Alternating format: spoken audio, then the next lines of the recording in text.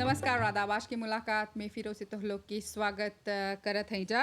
एगो अर्थनीति के चलाए खातिर विभिन्न मंत्रालय, विभिन्न विभाग और विभिन्न संस्था कार्यरत रहेला। हर विभाग के, हर संस्था की अपन अपन जिम्मेदारी, अपन अपन भूमिका रहेला। मॉरिशस एगो छोटा टापू देश है, बकीर कई गो मायने में मॉरिशस अंतर्राष्ट्रीय स्तर पर काफ़ी लोकप्रिय है। और दिन ब दिन देखब त दुनिया बहुत तेज़ी से बढ़ता और कई गो नवा नवा सेक्टर, नवा नवा विभाग विकसित होता। ऐसने ही एगो सेक्टर है वित्तीय सेक्टर, जे दिन ब दिन बहुत लोकप्रिय होता। और हमनी के सरकार के भी एगो बहुत बड़ा विजन है मॉरिशस के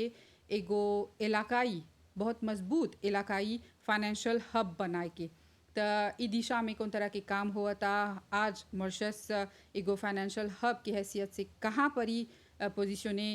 बाटे, एकर पर जस्ती जानकारी देवे खातिर आज हमनी के मेहमान हवन फाइनेंशियल सर्विसेज कमीशन के चीफ एग्जीक्यूटिव श्री विकास ठाकुर। नमस्ते विकास जी। नमस्ते। हमनी के प्रोग्राम में तोहर स्वागत बाटे। जैसे हम बोलनी, आज हमनी एफएससी खासकर वित्तीय सेक्टर पर बतियाब जा। हमनी के एगो बहुत उभरता हुआ सेक्टर है, ई दिन ब दिन ई विकास करता, तेज़ी से बढ़ता। और आज हमनी एकर पर थोड़ा चर्चा करब जा कि मॉरिशस आज कहाँ पोजिशने होता और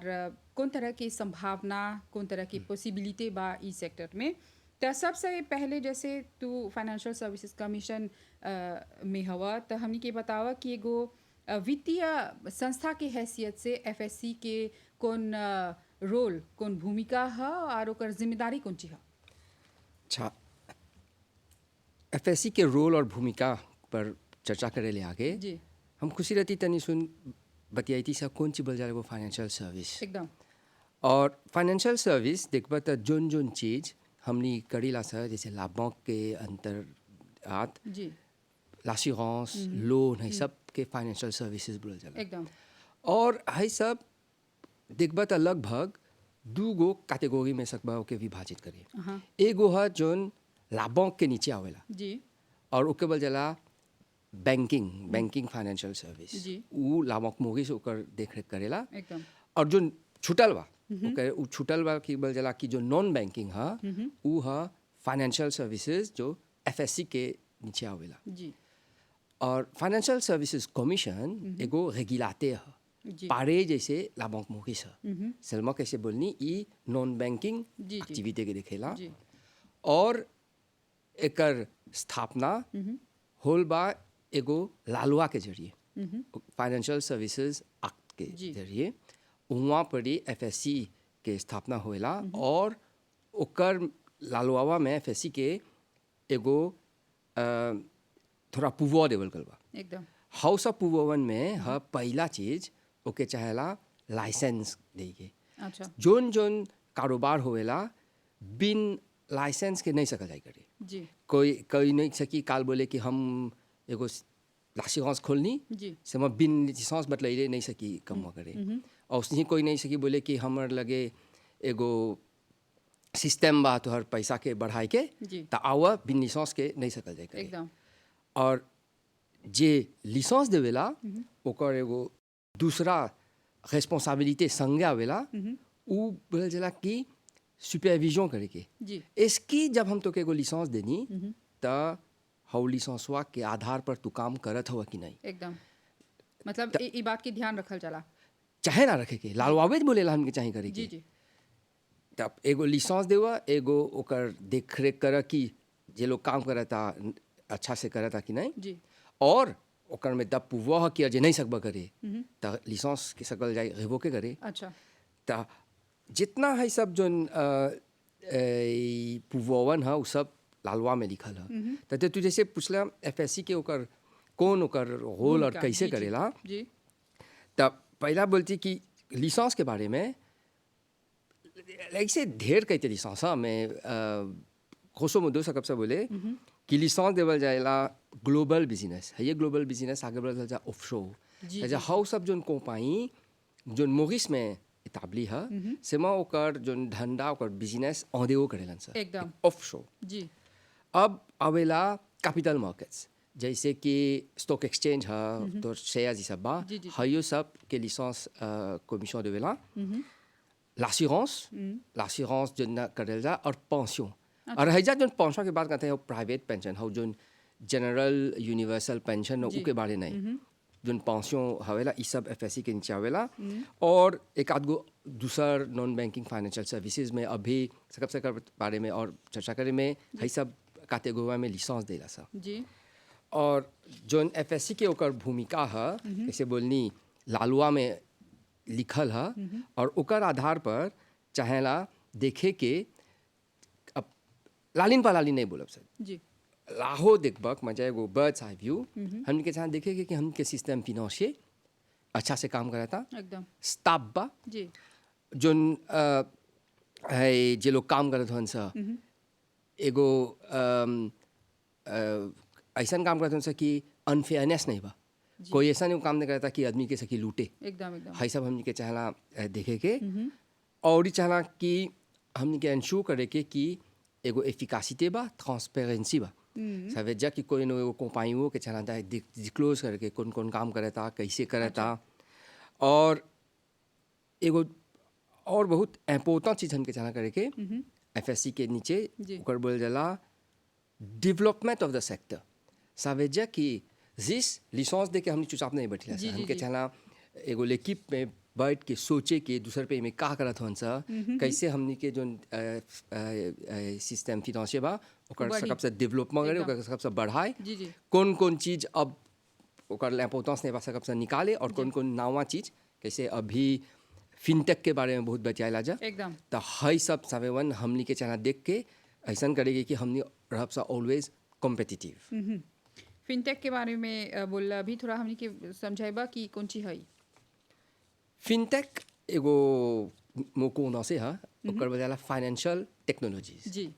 तो फाइनेंशियल चलावेला कौन कौन एक्टिविटी करब सा और टेक्नोलॉजीज कैसे ओकर में अब कंप्यूटर ढुकेला हाउ कमन करेगी जी अब लेवब सा एगो एगो उदाहरण पर लासिगौस सब कोई जाला बेचे सुनले हुई बा आदमी लोग जाला पापिये लेके तोहर घरे त एगो लासिगौस जी देला जी जी जी जी तो हाई सब लासिगौस रह लागे अब हवे फाइनेंशियल सर्विस के तोहर पोता पर जाए एगो आप जी दू तो अपन नाम दल अपन लाद्रेस दल लाद्रेस से ही अपने हाँ। खोजे तब बोली हाँ है जा पड़ी लासिगौस इतना मिलेला दू बूतों पे से करला तोहर पे हो गल तोहर पुलिस लासिगौस चला तो हवे सर्विसवा के जब कंप्यूटर ऐसे तोहर हाथ में आन के दे दे जी। देखे बल जला फिनटेक है जी, एगो जी। लासिगौस तब ऐसा ढेर है अब ऐसा ढेर है जो उनके बल जला ट्रेडिशनल इमर्जिंग टेक्नोलॉजीज अब लेला सुनले हुई बा कि अभी एगो चीज से भी करेलन सा क्रिप्टो एसेट्स जी जी जी जो है ब्लॉकचेन पर से भी होवेला तो हयो सब अब ई लोग ढुकता फाइनेंशियल सर्विसेज में जी। एगो एगो नवा गनबा पैराडाइम शिफ्ट ओ कॉन्सेप्ट चलल बा अभी जी एगो ट्रेंड हाँ ओके बोला जाते कस्टमर सेंट्रिक सर्विस जी आगे एगो एगो आधार रहल के बोलल जाता हल प्रोडक्ट सर्विस तोहर लगे एगो चीज़ के काम बा तू जइबा लाभक में लाके करबा धुआं पड़ी लेबा जी अब इतना ले कॉम्पिटिशन चलल बा कि सर्विस तोहर घरे आवेला, आई एकदम तो हये सब में फिनटेक बहुत एदे करेला जी जी तो हये सब नुवो टेक्नोलॉजी के चाहे हमनी के ये चीज़ें करे के कौन कौन के सकब सा लिसेंस दे कौन के सकब सा आगे ते करे कि नहीं है हमनी के सेक्टर खातिर दांजरे बा ते सब जिम्मेदारी एफएससी के है एफएससी के हाथ जोन जोन ओकर ओकर दायरे कानून में के आवेला। नीचे दायरे में आवेला एकदम विकास जी जब एगो चीज जैसे हम बोलनी अभी दिन ब दिन ये वित्तीय सेक्टर बहुत विकास करता तेजी से विकास करता और जैसे तू बोला टेक्नोलॉजी भी ओकर में आवेला त जब मॉरिशस के बात चलेला त मॉरिशस एगो इलाकाई मॉरिशस के एगो इलाकाई मजबूत इलाकाई फाइनेंशियल हब बनाए के सरकार के हमनी के सरकार के एगो विजन है तो तोहर हिसाब से एफएससी के हिसाब से अभी जब हमनी देखी ला जा तब मॉरिशस कहाँ कौन प्रोस्पेक्ट बा मॉरिशस के और मॉरिशस कहाँ ली पहुँचल बा ई क्षेत्र में हाई तो को बहुत इंटरेस्टिंग प्रश्न रखला जी मॉरिशस अच्छा दिन से ऐसन काम करता और ओकर जोन बाज रखले बा ताकि हमनी एगो ऐसे बोला फाइनेंशियल हब बनब सा जी और गवर्नमेंट के ओकर विजन है कि जोन एशिया है और अफ्रीका है ओकर बीच में के पुल पुल पो बन मनब सा हमनी एकदम और ई खातिर बहुत काम आगे से हो गल बा जैसे कि कितना लाखों सीए होल बा मोरिस और कई गो अफ्रीका जी, जी। देश पर जी और संगे लाखों सीए होल बा मोरिस और एशिया के देश पर अभी चर्चा में आल बा दूगो है ये बरिस डीटीए जी। और एफटीए फ्री ट्रेड एरिया स्थापित होल बा मोरिस और चाइना के बीच जी मोरिस और इंडिया के भारत के बीच अच्छा तब हई सब के बोल जला पॉलिटिकल लेवल जोन पॉलिसी जी, है जी, सवेजा जोन गवर्नमेंट से की अपन में करे जी तब ओकर बीच में आवेला जे लोग ओपेराते हैं वो लोग कौन कौन सर्विस सेक्शन से दे जी तब मोरिस के बहुत पोटेंशियल बा हई फाइनेंशियल हब बने में पहला चीज लेबा त हमनी ऐसन लाफ्रिक सब में एगो बहुत और मॉरिशस एगो बहुत स्ट्रैटेजिक जगह पर स्थित बाटे हाँ इंडियन ओशन में ई त हमके पहला आतू ह जी। कहाँ है सा जी। सजा आधा लाजी में ऐसा गनबा आधा लाफ्रिक एकदम, में ऐसा एकदम। अब देजम हमके पॉपुलेशन हमने कई गो भाषा जानी ला सा जी जी जी और खास करके अंग्ले फ्रांसे से लाफ्रिक में जाके बहुत सुविधा आसान, है जी आधा लाफ्रिक फ्रांसे बतियाला आधा लाफ्रिक अंग्ले बतियाला जी और ओकर पर हमनी के जोन सिस्टम एजुकेशन बा यहाँ पर ही देखबा त अब कोई मिनिमम जो होगल बा एगो डिग्री रखे के एकदम और हाई सब देखो में देखबा कितना डिग्री बात है जिस फाइनेंशियल सर्विसेज में है कि डायरेक्ट फाइनेंशियल सर्विस वो फाइनेंशियल सर्विस और रिलेटेड रही जी। हाई सब हमनी के आतू है और जैसे बोलनी हाई देश दूगो देश के बीच में जोन समझौता आवेला जी। हाई सब हमनी के लाभांताज में आवेला और ओकर पर जोन इन्वेस्टिशिया लोग देखेलन सा पॉलिटिकल स्टेबिलिटी जी जी जी जी जे लाफ्रिक से कंपेयर करबा त हमनी के एगो बड़ा लाभांताज है और कले कले देखबा दूसर चीज एकर में बनले आल बा जैसे कि कनेक्शन जब इंटरनेट लेबा जी इंफॉर्मेटिक लेबा जी। कनेक्शन आएरियन लेबा एकदम त हई सब बनेला संगे आवेला मोरिस के एगो आतू देगे और एगो चीज और बोलती कि देखबा कि मॉरिशस एक दूगो जोन चीज बोलेला सा है स्पेशल इकोनॉमिक जोन्स बनैले बा किसी बा सेनेगाल में जी। मडागास्कर जी, जी, में गाना में त हयो सब ऐसन एदे करेला कि मोरिस हिया होके में हुओ बड़ी बा तब जब एगो आको रही त हई सब संगे बन के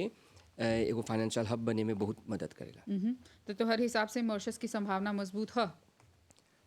बहुत बातें और है तो हमनी के लावेनिया बा जी छोटा देश है तू शुरू में बोला छोटा देश है सा जी, जी, जी। तो हमनी के जोन लावेनिया बा कहाँ जाए उ जाए जोन सर्विस सकल जाए हिया से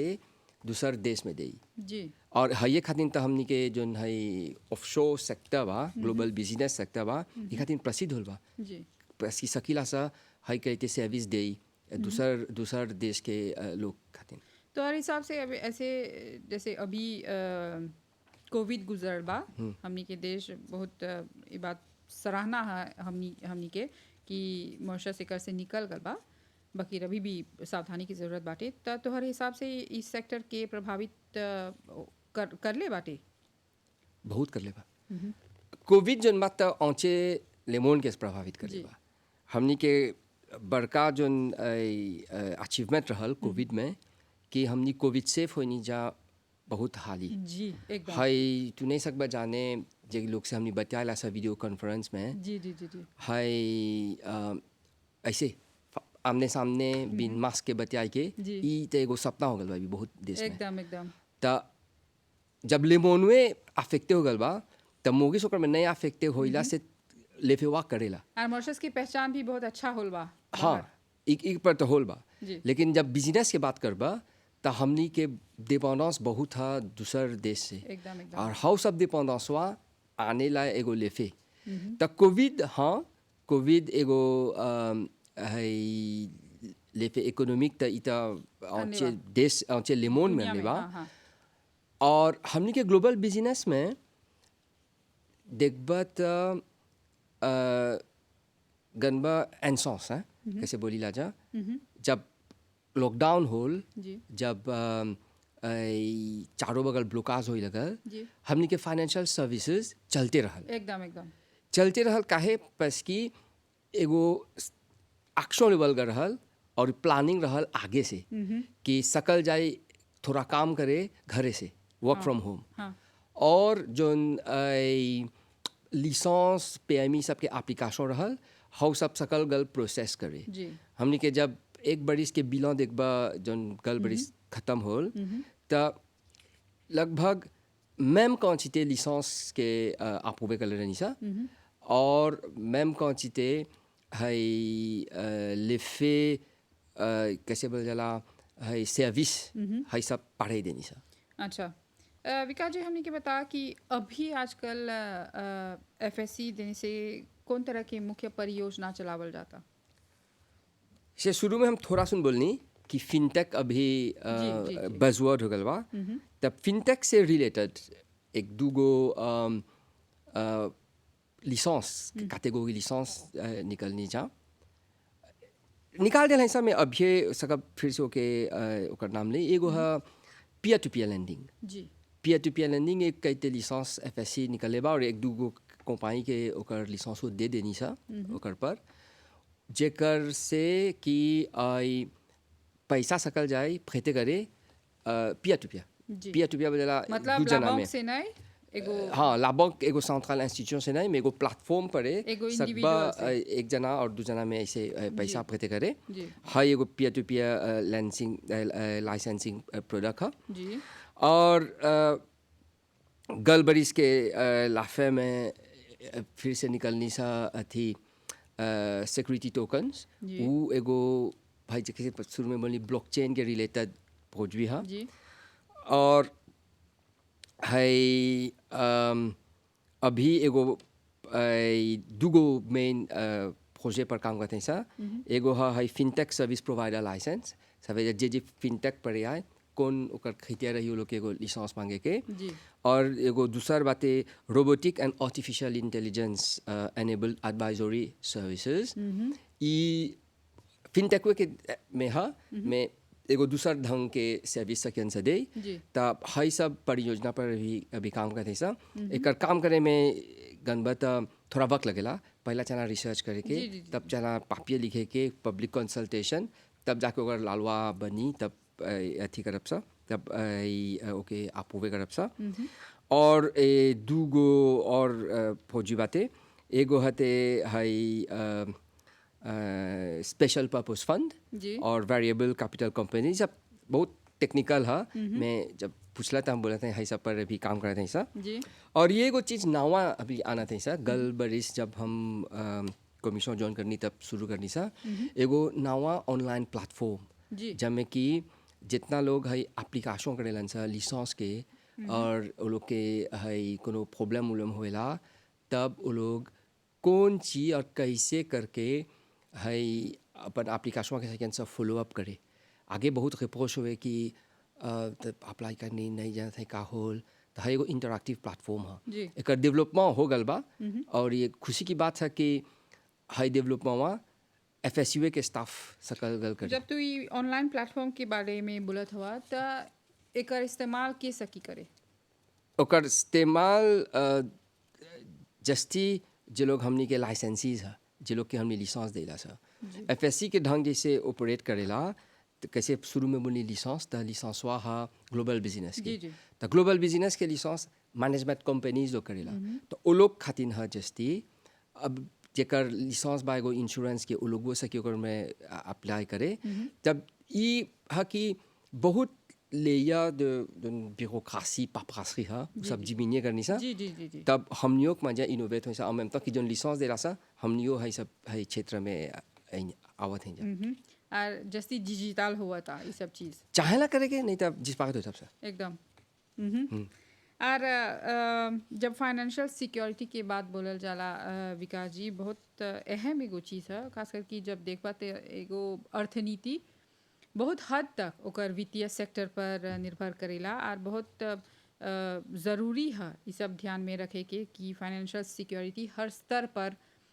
मजबूत रही। तो एफएससी देने से कौन तरह के मतलब जागरूकता या सेंसिबिलिजेशन होएला, मतलब चाहे वो इंडिविजुअल लेवल पर हो जनता खातिर या फिर कारोबार लेवल पर, कौन तरह से तो लोग जागरूकता बढ़ावेला जा। शुरू में बोलने रही जब रिस्पॉन्सिबिलिटी एफएससी पर पूछ ले रहा कि लालवावे में हमने के है कि हमने के चाहना देखे के कि जोन जोन सर्विस है उस सब सर्विसवन से कोई फ्रॉड नहीं करता जनता पर। जी जी। और इससे हमने के गणबत दो क्वालिटी अप्रोच है। एगो है ऑनगोइंग एजुकेशन ओके जो मतलब फाइनेंशियल लिटरेसी और ओकर खातिर एगो स्पेशल यूनिट है जो फाइनेंशियल सर्विसेज फंड के जरिए होएला और वो लोग ऑनगोइंग रोज हर बरिस कितने है प्रोग्राम में भाग लेवेलन सा ताकि आदमी लोग के सखेन से सिखाई कैसे एगो प्रोग्राम हमको एम्बेसडर में चर्चा तो लोग के जी जी जी। वो लोग में वो लोग हरदम भाग लेवेला। तो एगो है कैसे बोली सा ऑनगोइंग एजुकेशन जी सिखाइते चाहे जाए के और इस नहीं सकल जाए आगे ते करे हैं बस कि रोज सांझ होवेला। जी डिजियम है ते कि अवेयरनेस अलर्ट्स हर समय देखबा एफएससी के सीट पर हमने इन्वेस्टर अलर्ट डालीला सा कि हमनी के इंटेलिजेंस उबिया कब दूसर पैसे कोई बोलक कि देखा है एगो फौजी डेंजरस बा जी जी जी कि है एक जंगला अपन वेबसाइट पर डलेबा कि हमार लिसेंस है एफएससी से लगते नहीं बा। जी जी तो है सब हमने डालीला सा कि तू जनता बच के रही अब जाके तेने सक बना जने कि हई में नहीं करा मैं हमली जितना सकल जाए हाउ सब जानकारी डाल दिला सा अपन वेबसाइट में। और खुशी की बात यह है कि अभी एक दो समय से जब जब हमने ये सब आलत डालिला सा तो एम्बेसे वो आके हमने से पूछेला कि एक बारे में थोड़ा और बोला जी जी और जितना जानकारी सकल जाए दे उतना जानकारी दे ला सा ताकि जोन कोई आवी कोई को फोत करे आए तो वो लोग जनता बच के रही समस्या नहीं हुई। और सबने पोता बात था कि हमनियो यहाँ कोई कोई जना कोई के भेंट करला कि हाई मैं इन्वेस्ट करा था तो सकल जाए टेलीफोने करके पूछे कि हाई कंपनी में इसकी सच्चे के एफएससी से लाइसेंस है कि नहीं हाई सब जानकारी वो दे ला सा तो हाई सब में हमने कहे शॉर्ट फॉर्म में सके बोले इतना चीज करेगा सर जनता के जानकारी एकदम। हमने अपन प्रोग्राम के आखिर में पहुंच गए हैं जा विकास जी, आखिर में हमने के बता कि जो भी वित्तीय सेक्टर के संगे जुड़ल हवा जा हमने के जनता लोग खातिर वो लोग के सलाह तो हर कौन चीज है खासकर फाइनेंशियल सिक्योरिटी के लेके। एक दूगो अजय लालिन में हमके बोलबा बोले के तो हम बोलब कि चला बहुत बच के रहेगी जी। जोन लिपोक में हम चला नहीं सा आदमी लोग एजिते नहीं होवेला फोत करे के और बहुत आसान भी हो गल बा और एजिते नहीं होवेला सर ठगे के जी। और अभी देखबा कैसे तुही बोला कोविड के बाद में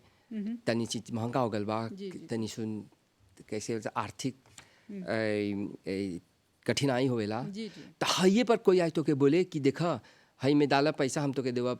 5% तो तू जाना था वाला बैंक मोगिस में जो रेट है अभी तक खस के 1% आधा हो गल बा तो कैसे कोई मिराक करके दे हाई में नहीं चाहला तो ताशों में नहीं ढुके के और चाहला बहुत सावधानी नहीं तो जो बचल कुचल धन बा हो सकी चल जाए एकदम। तो बहुत अहम जानकारी और सलाह दिला विकास जी, खासकर हमनी के वित्तीय सेक्टर पर जे हमनी शुरुआत से बोलत हैं जा कि बहुत उभरता हुआ सेक्टर है ये और दिन ब दिन बहुत बढ़ता हमनी के इकोनॉमी बहुत डिपेंड करेला बहुत निर्भर करेला इस सेक्टर पर। तो इस सब पर इतना अहम जानकारी दिला ओकर खातिर बहुत बहुत धन्यवाद। जैसे विकास जी बोलन कि हमनी के सिस्टम बहुत रूप से वित्तीय सेक्टर पर डिपेंड करेला, निर्भर करेला, चाहे वो कारोबार हो या कैसे भी हो। तो ऐसा में हमनी के अधिकारी लोग देने से खास व्यवस्था है, खास कदम है, बात के ध्यान रखे के कि जोन भी कारोबार चलता, जोन भी गतिविधि चलता, वो ट्रांसपेरेंसी यानी पारदर्शिता में चले और सही तरीके से, उचित तरीके से चले। तो एकर संगे ही हमनी के कारोबार लोग के भी, जनता के भी खास सावधानी बरते के चाहेला, खासकर जब वित्तीय सेक्टर या वित्तीय गतिविधि की बात होएला। तो ऐसा एकर संगे ही हमनी के आज के प्रोग्राम समाप्त हुआ था। तो हर ध्यान खातिर धन्यवाद, नमस्कार और आदाब।